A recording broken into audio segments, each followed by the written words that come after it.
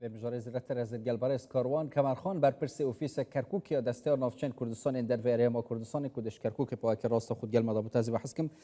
برس کاروان قال لك سپاس کوهین گل مدانا بعد لسرتا و باس کم من دو کیسم لله اما یک تازه ها کارش من لکرکوک باسیلی وکرد هم لجندي على غير حفتا مال بونا سيمال لناحية ليلان يجلا جندك لوي لشوينك يترصدونم لعردي يكجوت يارد أجير كرامن إيه واتسان كيستان لله بتايبات أجر باسي أم هشمانجي هالوشاندنوي بريارة كاني سردمي بحث بكام صلاة لێوەی بەڕێز و بینەرانی ئەزیستان بەداخەوە ڕۆژانە شاهێدی ئەوەینکەوە نەفەسی تعریبکردن عقلێتی شۆڤێنی تاوەکو ئێستا لە کەرکووک و دەوروبەری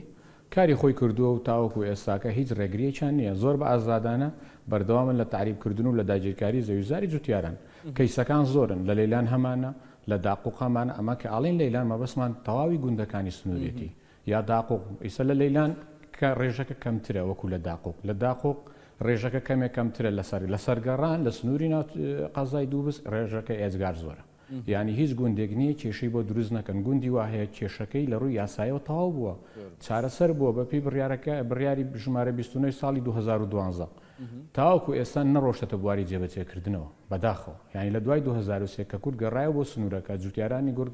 گەڕانەوە بۆ سەر زەویزارەکانی خۆیان بە نەفەسێکی ینی لێبوردنەوە ینی لێبوردنیان دەرکرد لە هەر تاچێک لای خۆیەوە هەر جوتیارێک هەر کوردێک کە دەربەدەر بووە کە ماڵی داگیر کراوە کە سوکاری ئەنفال و چیمەباران کراوە هاتەوە بە نەفەسی لێبوردن لەگەڵ ئەو عەرەبە هاوردانی کە لە سنوورەکە بوون خۆیان بەشێکیان سنوورەکەیان بەجێهێشت بەشێکیان لە پاش قەرەبووکردنەوەی مادەی 140 سنوورەکەیان بەجێهێشت بەڵام لە پاش ڕووداوەکانی 16 ئۆکتۆبەر بەداخەوە ینی مێژوەکە دووبارە بۆ وەکو ساڵانی 63 سەرەتای دەست بەکاربوونی حزبی بەعس و داگیرکاری و بە عەرەبکردنی کەرکووک بە هەمان سیناریۆ بە هەمان تاریخ دووبارە بۆ بە هەڵمەتێکی بەرفراوە بە تەخمینێکی پشتڕاستکراو باسکەین بە نزیکەی چەندونم عەردی جوتیاران و بەگشتی ئەو گوندانەی کە توش باست کرد لەیلانە داقووقە سەرگەڕانە دوو بزە هەر شوێنێکی کەرکووکە چەند ئێستا لەژێر هەڕەشەی داگیرکردن چەندیش داگیر کراوە خۆی بەگشتی ئەو زەویانێکی کێشەی لەسرە بڕیارەکانی مەجلس شؤون الشیمال ئەو بۆیە بە عەرەبی ئەڵێن بۆی یعنی هەموو کورد لە بیری نەچێتەوە کە ئەو مەجلسە چی بوو چۆن بوو بە بڕیارەکانی مەجلس شؤون الشیمال کە بە بڕیاری ژمارە 29 ساڵی 2012 ئەنجومەنی وەزیرانی عێراق ئەوە هەڵوەشاوەتەوە و بڕیاری دۆمیان کە بڕیارەکانی مەجلس قیادە سەورەیە ئەوە بووکەوە لە مانجیەکی ئەم ساڵ بڕیارەکان لە ئەنجومەنی نوێنەرانی عێراق هەڵوەشایەوە بە کۆی هەردوو بڕیارەکە نزیکەی 300,000 دۆنم زەوی لە سنووری پارێزگای کەرکووک و قەزای دووسخورمات و بە تەواوی سنووری ناوچێک پارێزگای کەرکووک ئەو زەویانە نزیکەی 300,000 دۆنم زەویە کە ئەو بڕیارانە مەشمولە پێی و ئەو زەویانە بەشێکی هەرە زۆریان تاوەکو ئێستاکە کێشەی لەسەر و عەرەبی هاوردە عەقدەکانیان بۆ من زیاتر حەزم لێ تەرکیزم لەسەر ئەم هەشتمانگەی ئاخیری بێ مەبەستم دوای دەرچوونی یاسای تایبەت بە هەڵوەشاندنەوەی بڕیارەکانی سەردەمی بەعس کە گەڕاندنەوەی مڵک و ماڵی خەڵکە گەڕاندنەوەیانە بۆ ئەو شوێنانەی کە پێشتر لێ بووینە یانە پێش سەردەمی بەعس مەبەستم ئەوەیە لەم هەژمانگە بۆ نمونە ئەوەی ئێستا هەیە تازەیە یعنی خەڵکی عەرەبی هاوردە چووە ئەم شوێنانە دەستی لەسەر دادانەوە چ بەڕێی گێرشەڵە چ بەڕێی تهدیدەوە بە پشتگیری سوپای عێراقی و بە پشتگیری دادگاکانیش یعنی بۆ نمونە ئەوە هاوکاریشم لە کەرکووک باسی کرد ئەوان گرێ بەستێکیان پێەیە دێنن لە بەرامبەر ئیتر تاپۆیەکی ڕەشی سەردەمی چوزانم پێشی 100 ساڵ و زیاتریش دانێن لەم هەژمانگە چ شتێک ڕوویداوە جگە لەو 300,000 دوونم عەردەی کە لە 2012ەوە ئیشی لەسەر کراوە خۆی لەم هەشتمانگەیە بە هەمان شێوە کێشەکان بەردەوامە ئەوە نییە بڵێ لە مانگێکا و لە دوو مانگە و لە ساڵێکا شتەکە وەستاوە لە پاش 16 ئۆکتۆبەری 2007ەوە یعنی کێشەکان بەردەوامە ڕۆژێک لە داقوق دێن ڕۆژێک لە لەیلان لە گوند و ئاوایەکانی دەوروبەری لەیلان و کاڵین قەزای داقوق ینی تەواوی گوندەکانی دەوروبەری سنووری هەفتەغار لە دووبس یعنی ڕۆژانە کێشە دروستەکەن ڕیانی ڕۆژانە هەر ڕۆژی لە گوندێک دێن تەمەشاکەن یعنی ئەو عەرەب هاوردانە کە پێشتر عەقدیان هەبووە عەقدەکانیان کێ بۆیانی کردووە حکوومەتی عێراق حکوومەتی بەعسی لە ناوچوو کردوێتی ئەو بڕیارانە لە 2023 هەرچی بڕیاری حزبی بەعسی هەمووی هەڵوەشاوەتەوە بەڵام تەنها ئەو بڕیارانەی کەوا پەیوەندی بە کوردەوەیە پەیوەندی بە داگیرکاری زەوی گوزاری کوردەوەیە ئەوان هەڵنەوەشاوەتەوە سەرڕای ئەوەی کە لە 2025 و لە 2012 هەردوو بە هەردوو بڕیارەکانی حزبی بەعس تایبەت بە داگیرکاری زەوی با من باسی چارەسەر بکەم خەڵک مەسەلەن بەڕێز کاروان ئەوان بمانەوێ نەمانەوێ بە دەستە جەمعی بە کومەڵ ئیشی خۆیان دەکەن ئی داگیرکردن بە پیلانی پشتگیری سۆپا عێراق و دادگاکان کورد پێویستە چ بکە خۆ ناکرێ هەر کەسێک ئەردەکەی داگیر بکرێ بەتەنێ بچێ کەیس لە مەحکەمە توزانم تۆمار بکە و ئیشی لەسەر بکە بەتەنێ ئێوە وەکو ئۆفیس یعنی مەبەستم یا دەستەوە ناوچەین کوردستانیان دەربە ئیدارە هەرێمەوە کوردستانی وەکو حکوومەت وەکو حزب و لانی پەیوەندیدار چ لە بەغدا چ لە هەرێمی کوردستان چه هەوڵێکتان داوە لەو ئاخیرانە بە تایبەت هەمویان پێکەوە ئیتر تاپویان لێ وەربگیرێ بە کومەڵ ئیشی لەسەر بکرێت نە هەر یەکە لە لایەکەوە لە گوندێکەوە بەتەنی هیچ ناکرێ. کاک شوان قسەکە زۆر جوانە یعنی ئێمە وەکو حکوومەت ئیش بە بەڵگە و دیکۆمنتی فەرمیەکە ئەوان بە بەڵگە و دیکۆمنتی فەرمی حکوومەتی عێراق هات ئەو زەویانە ئیتفا و ئیسلا کرد لە ناوی کورد کوژاندیەوە کردێ سەر ناوی عەرەب و بەشێکی کردە موڵکی وەزارەتەکان وەزارەتی نەوت و داراییە و چییە ئەوان هاتن وایان کرد ئێمە هەموو بەڵگەکانمان کۆ کردەوە لە 2023 بۆ نەبڵێن وەکو کورد هات هەموو بەڵگەکانمان کۆ کردەوە ئەو زەویانەمان هەیە لە ڕووی یاساییەوە بەبێ هیچ ینی هۆکارێکی سەرەکی کەوا بۆ نەبڵێن حکوومەت پێویستێتی ئەم زەویانە ئیستهلاب بکە ئیتفایکە لەسەر ناوی ئەم جوتیارە بەکاری بێنێ بۆ بەرژەوەندی گشتی نەخێر ئەمان هاتن زەویەکانیان کوژاندەوە لە ناوی کورد بە بیانوی ئەوەی کەوا نزیکی کێڵگەی نەوتە و ناوچەیەکی محەڕەمەیە و هەر منتیقەیەک و بیانوێکی هەیە ئەوە بە دوورودرێژی لە کاتێکی کە ئیشەڵاتی نەسەری بۆی لە کاتی تۆ و شوبینەرانیش نەگرم هاتن وایان کرد ئێمە لە پاش 2023 بۆ نەبڵێن کورد ئەو زەویانەمان هەموو ئەحسایەکمان کرد ئەو زەویانە بۆ نەبڵێن لە سنووری پارێزگای کەرکووک و قەزا و ناحیەکان ئێمە باسی کەرکووکەکەین لە بەروی ئۆفیسی کەرکووکین هاتین ئامارێکمان کرد لە هەموو ئەو گوندانە ئەو زەویانە چەندیان چ بڕیارێکی گرێتەوە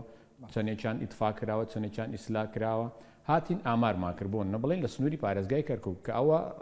نزیکەی 300,000 دۆنم زەویە کەەوە وای بەسەر هاتەوە بۆ شێوازە ئێمە لە ئەمە تا 2017 هیچ کێشەیەک تەنانەت یەک کێشە نەبووە لە سنووری پارێزگای کەرکووک لەسەر زەوی وزار عەرەبی هاوردە هاتبێتەوە سەر زەویەکانیان هەتا 2017 16 ئۆکتۆبەر هیچ کێشەیەکمان نەبووە لە ڕووی یاسایەوە پرسیارەکەم لەبیر نەچێتەوە حکوومەت کار بە بەڵگەنامەی دوکۆمنتەکە دوکۆمنتی فەرمی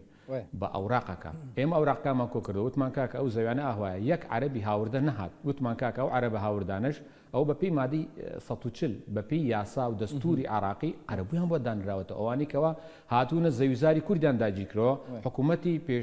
حکوومەتی لە ناوچووی بەعسیش کە ئەمە پێش 16 ئۆکتۆبەر و پێش ساڵی 2017 ئەی دوایەوە ئێستا پێویستە سەر لە نوێ بیکەن ئەم ئیشە دوای 2017 بەڕاست خۆی لە دوای 16 ئۆکتۆبەری 2017 هەمان عەقلیەت هەمان بەرنامەی داگیرکاری زەویزار لە سەرەتای دەست بەکاربوونی حزبی بەعسی قەدیم لە 63 و 64 و 67 و 74 وانە بە هەمان شێواز هاتنەوە کەوتنەوە گیان جوتیاری کورد و زەویەکانیان داگیر کرد ئەمە بە پشتگیری سوپا لە کاتێکا بەپێی دەستوری عێراقی سوپا نابێت تەداخلی کێشەی زەویزار بکە کێشەی ناوخۆی وڵات بکە ئەبێت سنوورە دەرەچەکانی وڵات بپارێزێ نابێت واز لە شەڕی داعش بێنێ واز لە شەڕی تیرۆر بێنێ بێ شەڕی کورد بکە ئەگەر ئێمە بە هاوڵاتی عێراقی ئەزانن ئەگەر ئێمە بە هاوڵاتی ئەم نیشتیمان نازان لە کاتێک نەخێر ئەوان بە پشتگیری سوپا ئێستا بۆ نەبڵێن لە تازەترین شتە نازانم ئایا کوردیش زیاتر هەستی بۆی کردیە لە کاتی زراعەت چاندن بێت چ دووری نەکە بێ ئەم دوو کاتە زیاتر ئەم عەرەبە هاوردانە دێن بۆ پشتگیریە کە پێشتریش باسمان کردەوە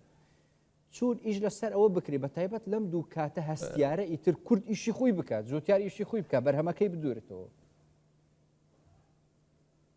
کاک شوان کێشەکە لەوەیە ینی لە ڕووی یاسایی و ئەم زەویانە کۆتاییان پێهات تەواو ینی گەڕایەوە بۆ خاوەنە ڕەسەنەکانیان گەڕایەوە بۆ خاوەن ئەسلەکەی کە ئەو کەسەی کە نیشتەجێ لەوێ لە دایک بووە لەوێ کەسوکاری مردووە ئێستا گۆڕەکانی کەسوکاریان هەڵدەیتەوە یەک عەرەبی هاوردە ئامادەنێت تەنانە مردوەکانشان لە سنوورە کەواتە ئەوان خۆیان نەزانن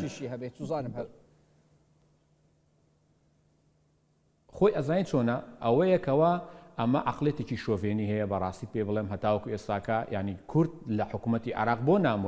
بۆ ناومێدە وەکو تاک وەکو حکوومەتیش لەبەرەی ئەوان حساب هاوڵاتی بۆ تۆ ناکەن لە ڕووی یاساییەوە لە ڕووی بەڵگەنامی فەرمیەوە وەکو حکوومەت ئەبێت لە پاش دەرچوونی تازەترین بڕیاری ژمارە سێ ئەنجومەنی نوێنەرانی ئەگەر وڵام بدەیەوە هەڵوەشێتەوە تەوا ئوستازجان یعنی وەکو لای خۆشمان دەڵێن خۆش گوتن قورئان خۆشە ئەم مەوزوعەش زۆر دوور و درێژ بوو بەتایبەت دوای ساڵی 2007 وەڵا وایە لە چاوەڕوانی کابینەی نوێ ئی هەردوو هەم هەرمی کوردستان هەم حکوومەتی عراق هیچ هەوڵێکی تازە دەبێت دڵخۆشکەر بێ بوو خەڵکی ئەو ناوچانە جیاواز لەوەی پێشتر با لێگەڕێن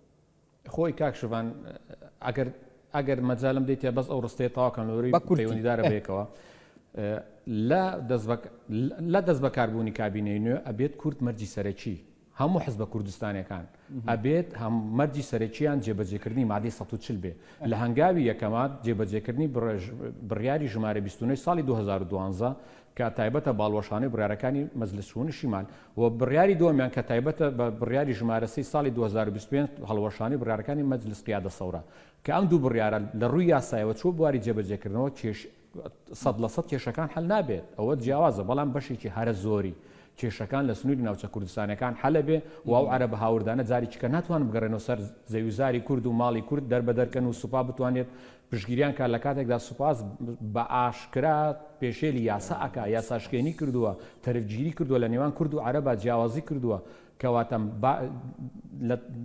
ینی باشترین عیلات باشترین چارەسەر ئەوەیە کە هێزە کوردستانەکان مەرجی سەرەکییان جێبەجێکردنی مادەی 140 بێ جێبەجێکردنی ئەو بڕیارانە بێ بۆی تاوەکو بەسە ینی تاکیلی لە چارەسەری مۆدە 140 و گشتیجی جێبەجێکردنەوە مۆدەی دەستوری گەلک سوپاس بەڕێز کاروان کەمەرخان بەرپرسێ ئۆفیسۆ کەرکووکەوە دەستێوە ناوچەی کوردستانی دەرەوەی دەرە هەرێمی کوردستانی هیچ کەرکووکێ دیگەلما بوو گەلک سوپاس